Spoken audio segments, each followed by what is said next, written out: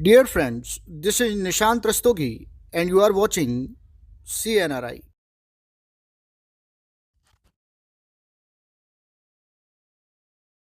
आइए अब इस क्वेश्चन को सॉल्व करते हैं।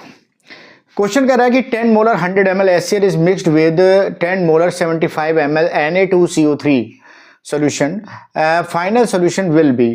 कह रहा है 10 ml HCl को के 100 ml को 10 मोलर Na2CO3 के 75 ml के साथ मिलाया गया, जो परिणामी विलयन होगा, एसिडिक होगा, बेसिक होगा, न्यूट्रल होगा कि एम्फोटेरिक होगा। देखो क्वेश्चन को देख के लग रहा है कि ये एसिड बेस न्यूट्रलाइजेशन से रिलेटेड क्वेश्चन है, तो हमेशा ध्यान रखना कि ये जब अम्ल क्षार उदासीनीकरण अभिक्रिया होती है तो हम उसमें मिली इक्विवेलेंट या मिली तुल्यांक से उसको सॉल्व करते हैं, और वही तरीका सबसे बेस्ट तरीका होता है। उसमें जिसके तुल्यांक ज़्यादा होते हैं वही लक्षण आ जाता है। यहाँ पर थोड़ा हम सब देख लें कि हमारे पास में HCl जो है वो कैसा है, स्ट्रॉन्ग एसिड है, यानी कि ये कैसा है, प्रबल अम्ल है। Na2CO3 की अगर मैं बात करता हूं तो Na2CO3 अगर आप देखेंगे तो ये NaOH और H2CO3 से मिलके बना था। ये कैसा स्ट्रॉन्ग बेस है, प्रबल क्षार है, और ये कैसा वीक एसिड है। अगर मान लो Na2CO3 के मिली इक्विवेलेंट ज़्यादा होते हैं, यानी कि मिली तुल्यांक ज़्यादा होते हैं, तो उस केस में जो होगा क्षारीय होगा, और अगर HCl के होंगे ज़्यादा तो अम्लीय होगा, और अगर दोनों बराबर आ जाएंगे तो उदासीन होगा। ठीक है ना। एम्फोटेरिक का नेचर यहाँ पर कुछ भी नहीं होगा, क्योंकि एम्फोटेरिक उभयधर्मी जो होता है इन दोनों से मिले हुए ना तो लवण का होता है ना इसका होता है। तो चलो भाई हम देख लेते हैं कि भाई क्या हो सकता है, या तो अम्लीय होगा या क्षारीय या उदासीन होगा। तो सबसे पहले हम क्या करेंगे, हम कैलकुलेट करेंगे मिली इक्विवेलेंट ऑफ HCl, यानी कि मिली तुल्यांक, HCl के मिली तुल्यांक। ठीक, क्या होता है, ये होता है आपका normality into volume in ml, नॉर्मलता इनटू विलयन का आयतन ml में है।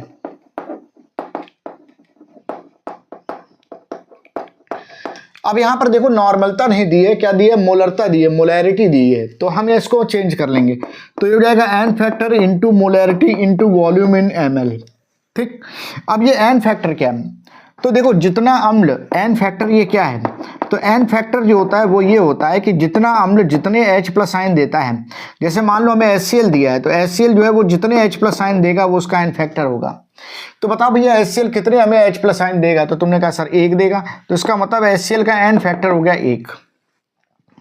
अब Na2CO3 की अगर बात करते हो तो Na2CO3 जो है ये तो सॉल्ट है, तो सॉल्ट जितने आयन देता है प्लस वाले या माइनस वाले, बात समझे ही ना, मतलब सॉल्ट जितना प्लस चार्ज देता है या जितना माइनस चार्ज देता है वो उसका एन फैक्टर होता है।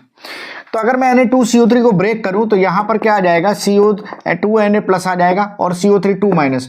मैंने कहा भाई पॉजिटिव चार्ज कितना दिया, तो तुमने कहा सर 2 दिया। मैंने कहा नेगेटिव चार्ज कितना दिया, 2 दिया। तो पॉजिटिव या नेगेटिव देखना है, ठीक है ना, पॉजिटिव चार्ज या नेगेटिव चार्ज उसका देखना है, सॉल्ट का कितना है उतना ही आपका एन फैक्टर हो जाएगा। तो पॉजिटिव चार्ज 2 है तो इसका एन फैक्टर 2 हो गया। चलो भैया हम जरा इसको सॉल्व कर लेते हैं। हमने यहाँ पर क्या किया, HCl ले लिया, और यहाँ पर हमने क्या किया, Na2CO3 ले लिया। अब HCl का एन फैक्टर कितना है, भाई एन फैक्टर कितना है, 1 है। HCl की मोलैरिटी कितनी दी गई है, तो HCl की मोलैरिटी 10 दी गई।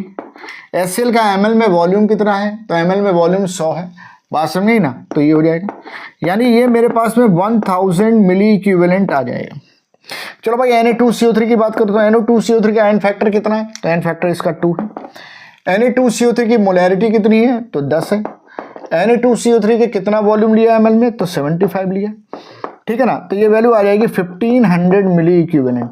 आपको समझ में आ रहा है कि ये वैल्यू ज़्यादा है, वास्तव में, यानी इसका मतलब ये हो जाएगा कि 1500 माइनस 1000, यानी कि अभी भी 500 मिली इक्विवेलेंट जो होगा वो Na2CO3 बचेगा। तो जब Na2CO3 बचेगा तो वो क्या बनाएगा, NaOH बनाएगा सॉल्यूशन में, और इसकी वजह से सॉल्यूशन कैसा हो जाएगा, बेसिक। इसका मतलब ये हुआ कि आंसर बी जो होगा वो करेक्ट आंसर हो जाएगा।